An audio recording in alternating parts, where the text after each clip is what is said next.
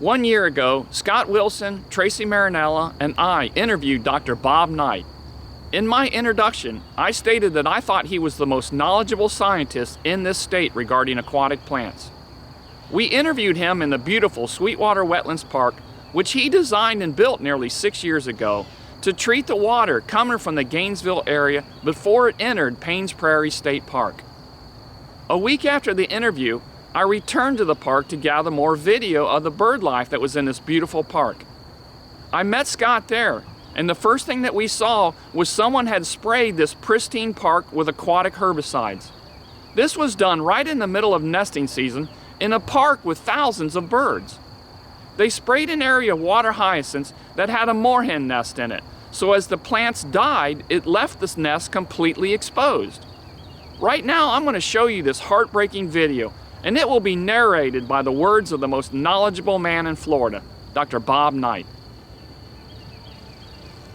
I actually had oxygen meters out there in the water to measure the productivity of the spring run while they were doing that before and after for a period of weeks.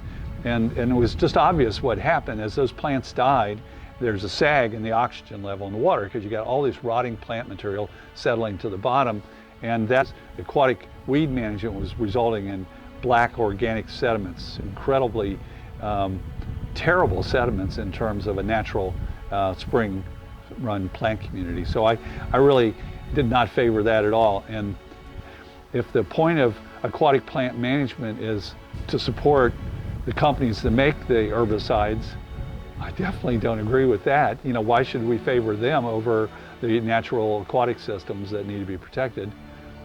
If it's to keep FWC a job, I'm sure there's other things they could be doing.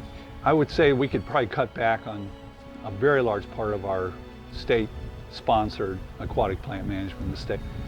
Then we should leave a lot more plants. And to remove plants, I think mechanical harvesting is not a bad way to do it, but it's sure a lot better than putting poisons out in the environment. FWC started a drip system on Wakulla that destroyed all the vegetation in the river, and it was tragic because what happened when they killed the hydrilla, it just rolled up. It just rolled all the vegetation right out of the river, completely denuded it. I think that you can go way too far with the use of aquatic herbicides. And when you kill all the food in a lake, these fish can't go to Publix to get something to eat. If it's not there in the lake, they don't eat. They're not there. They either die or they don't reproduce.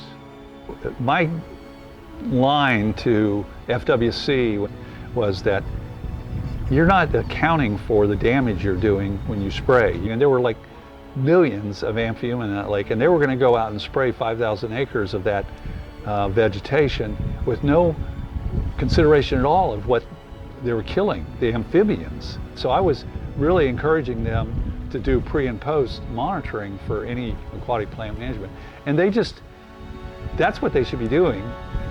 That they shouldn't be spending their time figuring out what to spray. They should be using their time to really determine what the effects are of spraying and then reduce it to the level that's safe for the environmental resource that they're supposed to be protecting.